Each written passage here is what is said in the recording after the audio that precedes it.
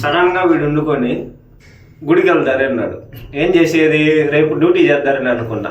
Sunday సరే వెళ్తారని వెళ్తాను. బీచ్కి వెళ్తారన్నాడు మధ్యలో. ఇంకేం చేసేది, డ్రెస్సెస్ కొనుక్కోవాలని జూడియోకి వచ్చి ఉన్నాం. జూడియోలో వచ్చి ఇవి తీసుకున్నాం, షార్ట్స్ ఒకటి, టీ షర్ట్ ఒకటి.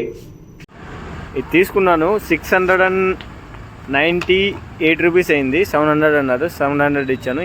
1 రూపీ, దీంట్లో 1 రూపీ, దాంట్లో 1 రూపీ మిగులుతుంది కదా, అదైతే అడిగాను. చేంజ్ లేదన్నారు. సరే అనేసి వెయిట్ చేశాను. వేరే వాళ్ళని అడిగారు, వాళ్ళు లేదన్నారు. ఫోన్పే చేస్తామన్నారు. 2 రూపీస్కి ఏమరా ఫోన్పే చేయించుకునేది అనేసి, సరే నెక్స్ట్ టైం చేంజ్ ఉండేలాగా చూసుకునే అనేసి చెప్పేసి అయితే వచ్చేసాను. ఇట్లాంటిది మీకు ఎక్కడైనా జరుగుంటే నాకు కింద కామెంట్ సెక్షన్లో కామెంట్ చేయండి. మేము బయలుదేరాలని గుడి దగ్గరకు వస్తే వేరే వాళ్ళు వెళ్ళి కూడా వచ్చేసారు. వెళ్ళేటప్పుడు దేవుడి పాటలు పెట్టాలని దేవుడి పాటలు పెట్టుకున్నాము. పొన్న పైన వెళ్తున్నాము. ఇదైతే పొన్న బ్రిడ్జ్. పొన్న నుంచి రైట్ తీసుకుని వెళ్ళాలి. మా ఫ్రెండ్ గూగుల్ మ్యాప్ చూస్తూనే ఉన్నాడు. రూటు మనకి కరెక్ట్గా తెలియదు కాబట్టి. వెళ్ళేదారిలో పంచర్ అయిపోయింది కార్ అయితే. విప్పుతా ఉన్నాము. దీని అయితే ఇప్పేదానికి ట్రై చేసినాము. మరీ టైట్ ఎక్కువగా ఉంది. ఒకరు మార్చి ఒకరు ట్రై చేసాము, కాకపోతే రాలేదు. దారిలో వెళ్ళే బస్సును కూడా నిలిపేసాం. వాళ్ళ దగ్గర టూల్స్ కిట్ ఏమైనా ఉందేమో అడగదారనేసి ఒక ఆయన వచ్చి చూశాడు. పాపం ఆయన దగ్గర టూల్స్ కిట్ కూడా లేదు. ఇంకా టైర్ కిందేసి ఉండేదాన్ని వేసి తొక్కి తిప్పేసినాం అనమాట. లాస్ట్కి దాన్ని తీసేసి స్టెప్ని ఒక టైర్ ఉండింది రెడీగా, దాన్ని అయితే చేంజ్ చేసుకుని అయితే మళ్ళీ అక్కడ నుంచి బయలుదేరేసాము. 6:30 అయితే ఉంది. యాక్చువల్లీ 4:30 ఇక్కడ ఉండాలి. అది బండి పంచర్ అవడం వల్ల లేట్ అయిపోయింది. జనాలు చూడండి ఎంతమంది ఉన్నారు. మోస్ట్లీ ఈ సీజన్ అంటే జనాలు ఫుల్గా ఉంటారు గుడి దగ్గర ఎప్పుడు. ఇది మాల టికెట్ అండ్ భోజనానికి వాళ్ళు మాల వేసిన వాళ్ళకి మాత్రం. మాల వేసిన వాళ్ళ లైన్లో చూడండి క్యూ మరీ పెద్దది వీళ్ళకైతే. ఇప్పుడు ఫ్రెష్ అప్ అయ్యేసి అయితే బయట వచ్చాను. ఇంకా దర్శనానికి అయితే వెళ్ళాలి కూడా. ఈ బ్రో ఉండేందువల్ల నేను వెళ్తా ఉన్నాను మస్టర్స్, లేకపోతే డౌట్లోనే ఉన్నాను. దర్శనానికి అయితే లోపలికి వచ్చేసాము. మేము సివిల్స్ కదా, మాల వేసిన వాళ్ళకైతే సపరేట్. అది చాలా లేట్ అవుతుంది మాల వాళ్ళు దర్శనం తీసుకొని వచ్చేకి. మేము సివిల్స్ కాబట్టి మాకు దగ్గరే, గుడి ముందరే వదిలేస్తారనమాట.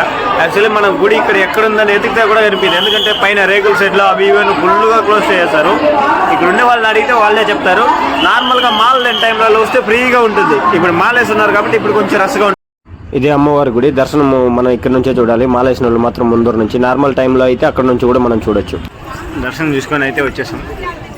కారు ఎక్కడ ఉందని తెలియా. వాడికి ఫోన్ చేస్తే ఫ్రెండ్ ఫోన్ తీయలేదు. ఇంక ఇక్కడ నుంచి 2.5 కిలోమీటర్ నడవాలి. మహాబలిపురం బీచ్కి అయితే వచ్చాను. ఆల్రెడీ బీచ్కి 2-3 సార్లు అయితే వచ్చేసాను. ఇది 3rd టైమో 4th టైమో నేనైతే రావడం. ఇది వచ్చి ఓంశక్తి గుడికి దగ్గర బీచ్ అనమాట. అందువల్ల జనాలు ఇక్కడికి ఎక్కువగా వస్తారు.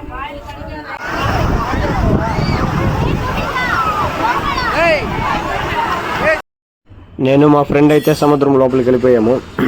అక్కడ ఉండే వాళ్ళలో అందరికంటే కొంచెం లోపల వెళ్ళిందంటే వాడు అక్కడి వరకు వచ్చాడు. మళ్ళీ దాని తర్వాత నేను ఇంకా దాటుకొని వెళ్ళిపోతా ఉన్నాను. నేను వెళ్తానే ఉన్నాను. మళ్ళీ వెనకాల నుంచి అరిచారనేసి బ్యాక్ అయితే వచ్చేసాను.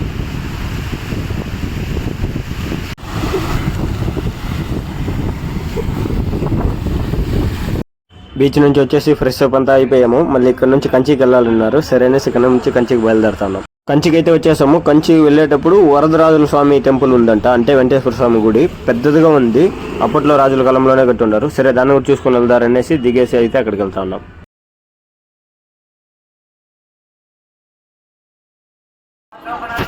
మన వెనకాల కనపడతా ఉంది కదా, ఈ మండపం వచ్చి మన వేలూరు కోటలో శివుని గుడి లోపల సేమ్ స్ట్రక్చర్. ఇది ఎట్లుందో ఆల్మోస్ట్ ఆల్ అట్లే ఉంది. నాకు తెలిసి ఇది ఆ మండపం, రెండు ఒకే శిల్పులు చెక్కినట్లు ఉన్నారు. స్ట్రక్చర్ అయితే ఒకటే ఎగ్జాక్ట్. ఇది ఎట్లుందో ఈ మండపం స్ట్రక్చర్ మొత్తం వేలూరు కోటలో కూడా అట్లే ఉంది, సేమ్ టు సేమ్.